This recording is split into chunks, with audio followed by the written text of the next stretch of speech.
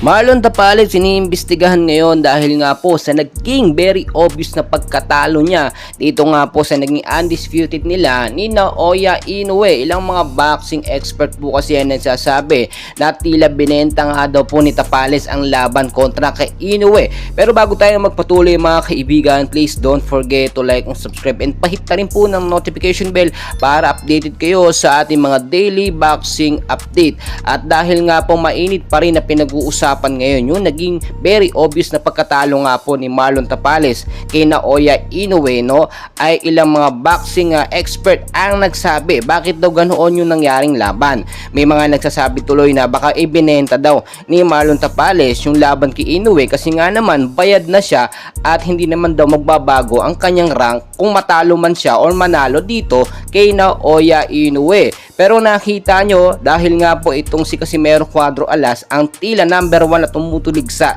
at sumisilip po ng butas dito kay Tapales ay tila yung panghahamon nitong si Casimero Cuadro Alas dito kay Tapales ay maaaprobahan. Mismong Manny Pacquiao Boxing Promotion pa ang nagsabi magharap itong dalawang boksingero na ito para mapatunayan kung sino ang magaling. Kung mapatunayan din na binenta nga po ni Marlon Tapales yung laban dito nga po, no, kay Naoya Inoue ay talagang baka bumagsak lalo ang karera nito nga pong si Marlon Tapales kasi karangalan po ng bansang Pilipinas ang nakasalalay po sa laban na yun tapos ibebenta. Kasi kung makikita nyo naman mabuti yung naging laban, depensa lang ng depensa itong si Tapales, hindi sumusuntok at tila takot na takot.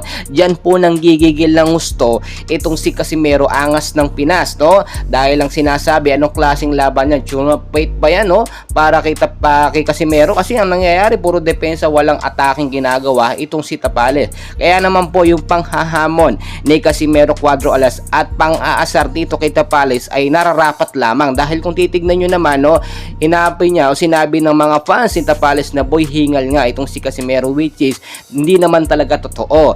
Ang sinasabi tuloy di hamak naman daw na mas magaling, no, ng ilang beses itong si Casimero kung ikukumpara dito sa naging laban nga o sa performance ni Marlon Tapales. Ngayon po tuloy tinitignan natin yung mga espekulasyon kung magkakaroon nga ba ng laban or kahit sabihin natin friendly match lang o sparring match itong si Casimero Cuadro Alas at Marlon Tapales na sa boxing Manny Pacquiao Boxing Promotion. Diyan po yan dapat magkaroon ng laban.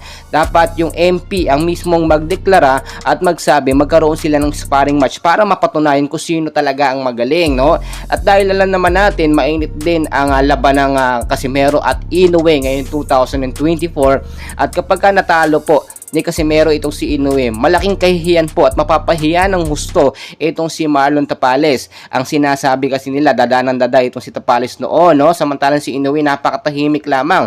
Ganyan din ang sitwasyon na ginagawa ni Casimero, napakaingay, puro panghahamon, puro pang trash talk at puro pagyayabang. Si Casimero naman kasi may maipagyayabang at may mga napatunayan na at nakita naman natin yan sa kanyang mga laban. Nakikinig po yan sa kapwa boksingero. Kasi binibigay na strategy itong si Marlon Tapales, ilang buwan nag-training, nag-practice araw-araw tapos yung naging laban ganun lang.